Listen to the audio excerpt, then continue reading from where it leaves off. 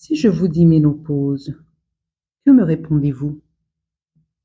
Peut-être une vision du monde plus élargie? Le sentiment de voir à travers le voile? Ou au contraire l'impression que tout s'achève? Bienvenue dans Le Fil d'Argent, le podcast qui dévoile les tissages de nos univers. C'est toujours Anne, ancienne des temps modernes, et aujourd'hui je vous invite à plonger encore plus profondément dans ce cycle de vie si méprisé qu'est la période à partir de la ménopause et après. Après le tumulte, quand les cycles se sont arrêtés, quand le corps commence à se stabiliser, quand le silence s'installe, ce silence qui fait peur, mais qui peut aussi devenir un tremplin. Alors, installez-vous confortablement dans ma cour arrière et préparez-vous à un voyage initiatique, pas comme les autres. Pour celles qui n'ont pas encore vu la première partie intitulée La ménopause, l'ultime initiation du féminin, cliquez sur pause. Je vous mets le lien en barre d'infos. Faites-y un tour avant de revenir ici. Nous vous attendrons. Parce que ce que nous allons explorer aujourd'hui s'inscrit dans la continuité de cette première partie. Alors allez-y pour mieux comprendre ce dont nous parlons. Pour les autres, allons-y.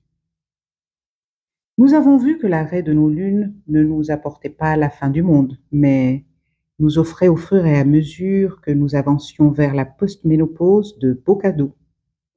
La possibilité de nous réapproprier nos corps, par exemple, de nous réapproprier nos émotions, nos pensées, nos énergies et surtout notre spiritualité et notre vision du monde.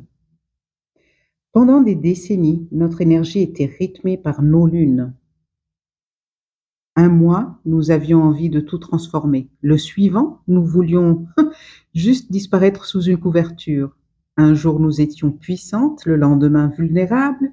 Chaque mois, chaque lune, chaque phase, avec leur haut et leur bas, leur lumière et leurs ombres, avait en quelque sorte le pouvoir de réunir et de disperser nos énergies.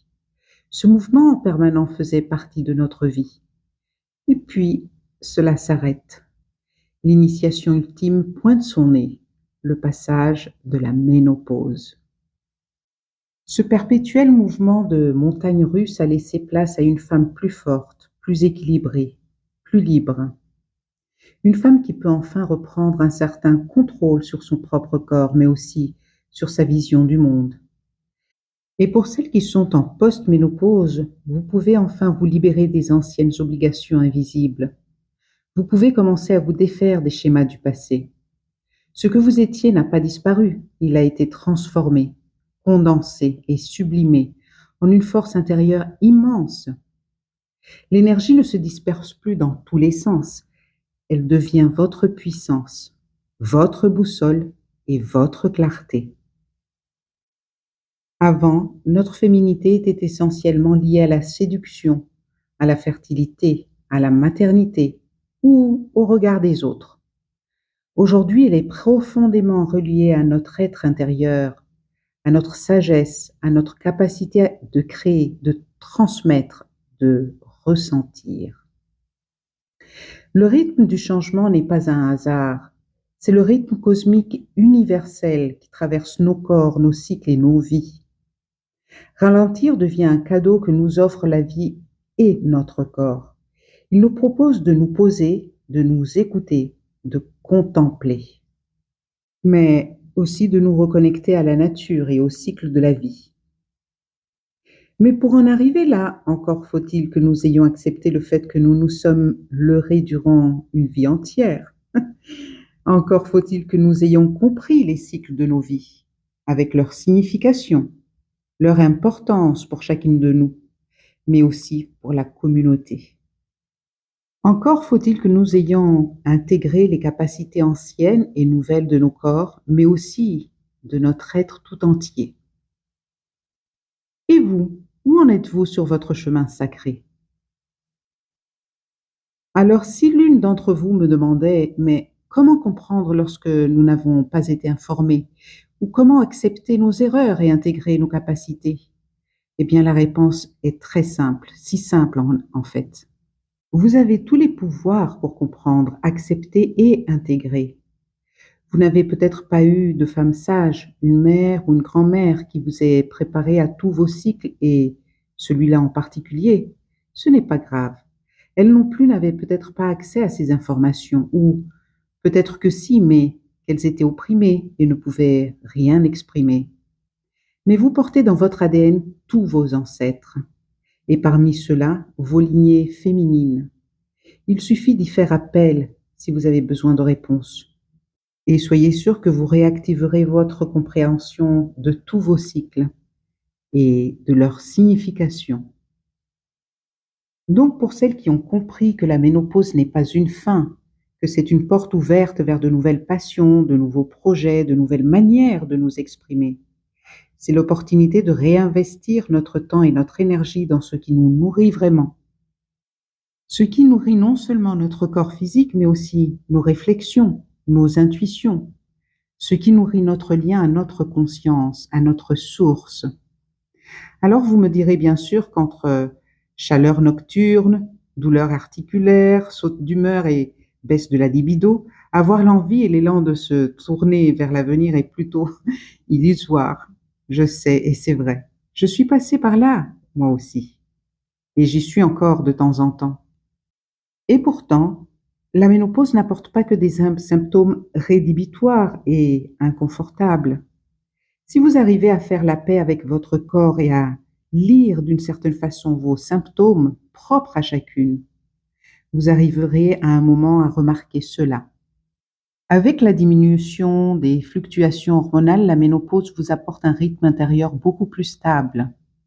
Ce calme, au lieu de le percevoir comme la fin de tout, vous pouvez l'interpréter comme un espace sacré qui vous permet d'écouter ce que votre corps et votre esprit vous disent. C'est l'occasion pour nous d'équilibrer le visible et l'invisible, le corps et l'esprit. C'est l'occasion de réharmoniser toutes nos dimensions. Pour le corps, nous l'avions déjà vu dans la première partie. La nourriture, le mouvement, la respiration sont fondamentales et doivent suivre l'évolution de notre corps.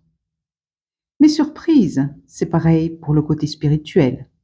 C'est pour nous l'occasion de nous réaligner avec notre source, notre conscience propre. Je ne vous dirai pas de méditer assise en lotus ou de faire des prières complexes à n'en plus finir. Par contre, c'est le moment de contempler. Contempler notre vie passée. Contempler tout ce que nous avons accompli. Toutes nos aventures, bonnes ou moins bonnes. Elles nous ont toutes apporté quelque chose de précieux. L'expérience, le savoir, la connaissance et la transcendance.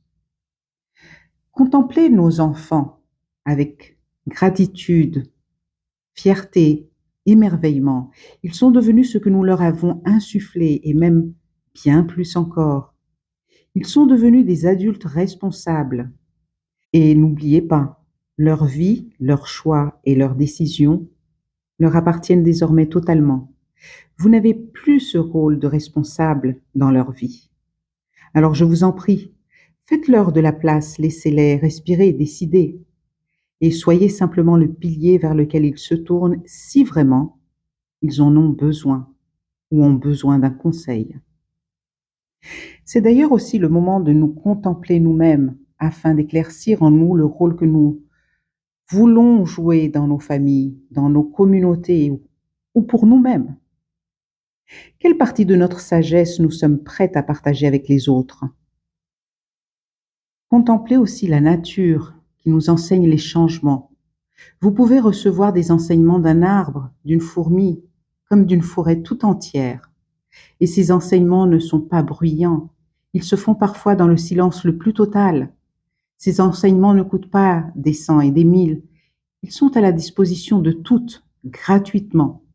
Et c'est maintenant le moment de les percevoir. Dans le calme que vous apporte la ménopause. Prenons un exemple tout simple. Dans une grande partie de l'Europe et du Canada, l'année 2025 a amené des températures plus chaudes que d'habitude. Je ne sais pas si vous l'avez remarqué. Les températures moyennes ont été parmi les plus élevées de l'histoire des mesures. Maintenant, rappelez-vous, 2025 était une fin de cycle, une année où tous les comptes doivent être faits, tous les superflus jetés à la poubelle. Il y a eu du remue-ménage à tous les niveaux, rappelez-vous, pour tout le monde.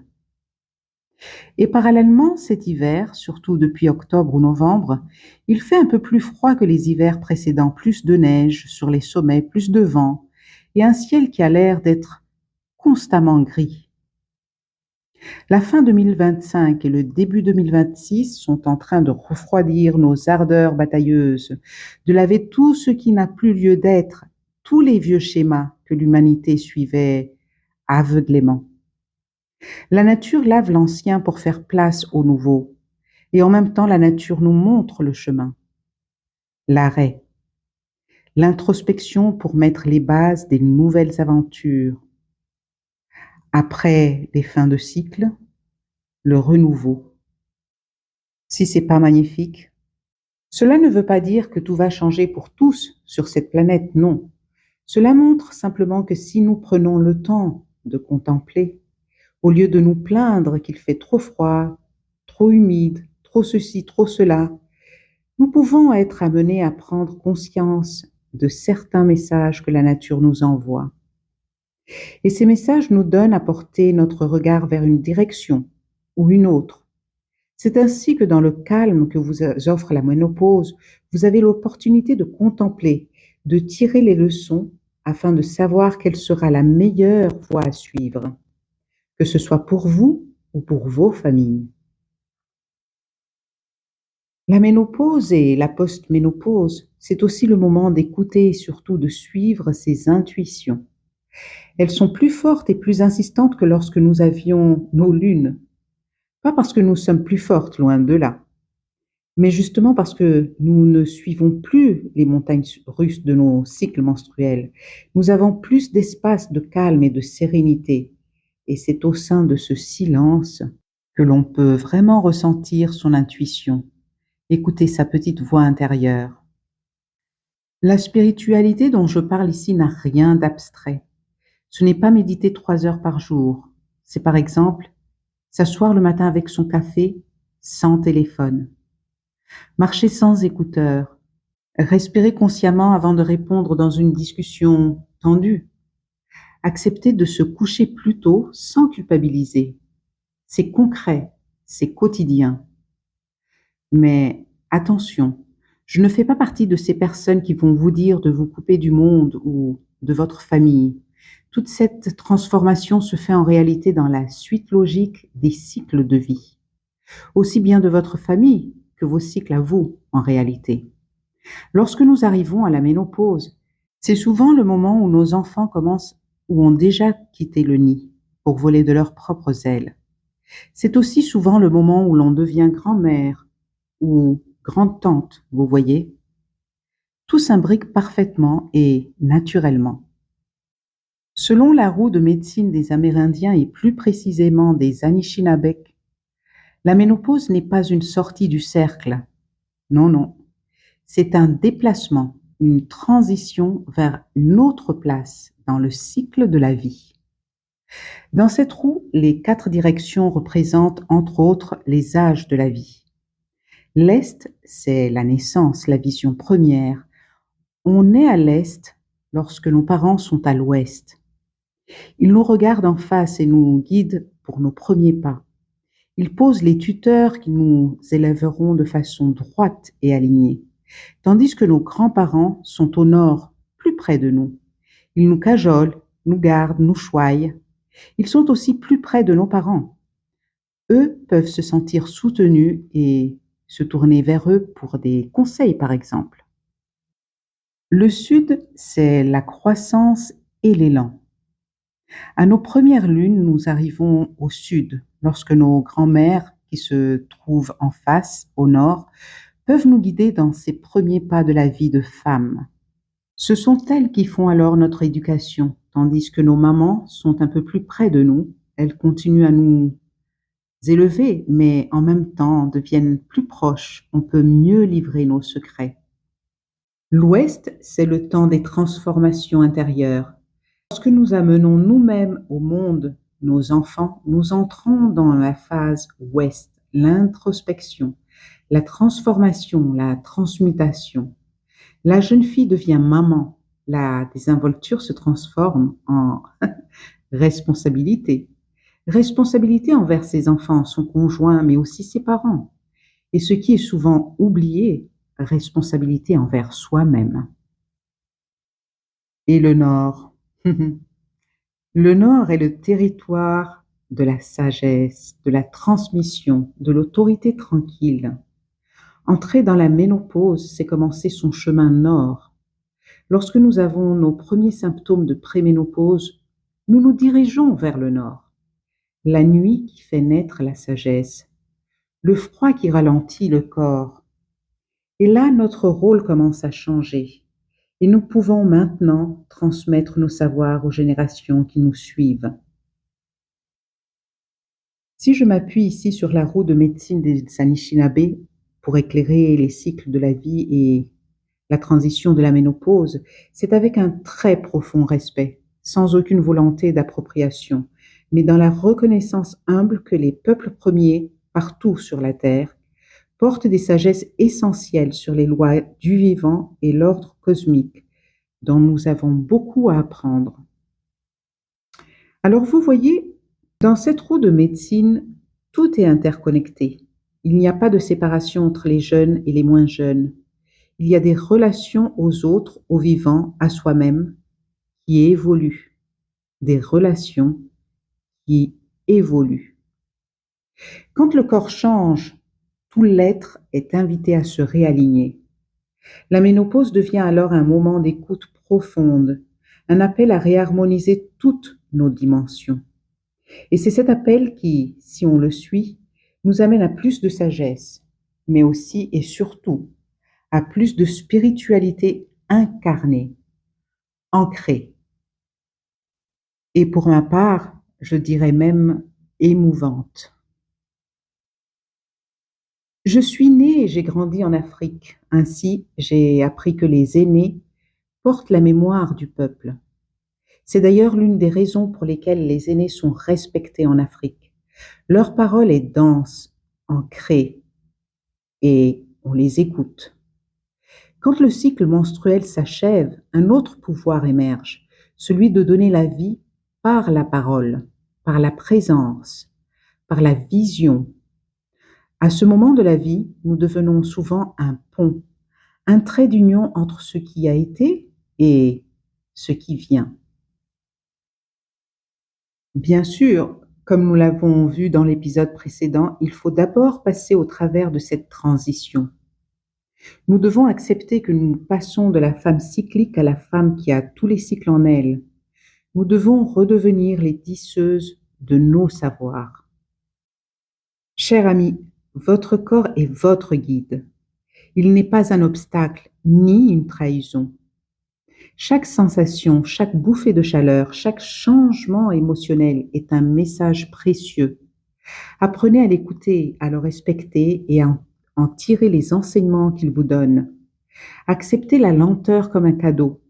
Accueillez le changement comme une initiation. Prenez soin de vous. Nourrissez votre corps de la façon dont il le demande, et non pas comme les publicités à la télé vous incitent à le faire. Mettez-le en mouvement, pas pour faire du bodybuilding, mais pour l'entraîner afin qu'il vous porte en bonne santé le plus longtemps possible. Prenez soin de vos émotions, regardez-les avec sincérité, comprenez d'où elles viennent et si vous en avez vraiment besoin encore, ou si vous pouvez vous en détacher. Prenez soin de votre lien à votre conscience, retrouvez ce lien indéfectible à votre source, celle qui guidera vos pas jusqu'aux retrouvailles joyeuses dans la lumière. Honorez toutes les leçons de vie que vous avez reçues. Vous pouvez maintenant les regarder d'un autre œil, plus posé, plus ouvert, plus conscient et surtout plus sincère. Ce sont toutes ces leçons de vie qui font le socle de votre sagesse. l'humus de vos transmissions pour les générations à venir. Honorez votre ADN, celui qui porte la sagesse et les enseignements de vos ancêtres. Puisez-y vos médecines pour votre bien, mais aussi pour le bien de votre famille et de votre communauté. La spiritualité que la ménopause vous enseigne est une spiritualité incarnée, sage, vivante. Elle englobe tout votre être, toutes vos parties les plus secrètes. Et c'est cette spiritualité qui vous ouvre au monde de l'invisible, pour épuiser les enseignements, les solutions, les médecines qui vous portent et par-delà même portent l'humanité entière. Nous voilà arrivés à la fin de notre épisode d'aujourd'hui.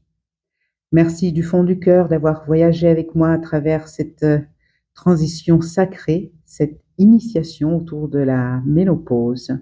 Si ces 2 premiers volets de ce cycle de vie vous ont apporté quelque chose, si vous souhaitez que nous continuions ensemble à en déployer les mystères et les enseignements, dites-le moi en commentaire. Ou alors vous pouvez me proposer des pistes à explorer ou des questions que vous avez sur votre pré, in ou post-ménopause. Tout est bienvenu. Les réponses donneront des pistes de réflexion à toutes et nous nous retrouverons pour les prochains volets sur ce thème. Je vous invite aussi à partager cet épisode avec toutes celles qui font partie de notre communauté du Nord. Si vous en avez envie, abonnez-vous pour faire partie de notre communauté, de notre grande famille.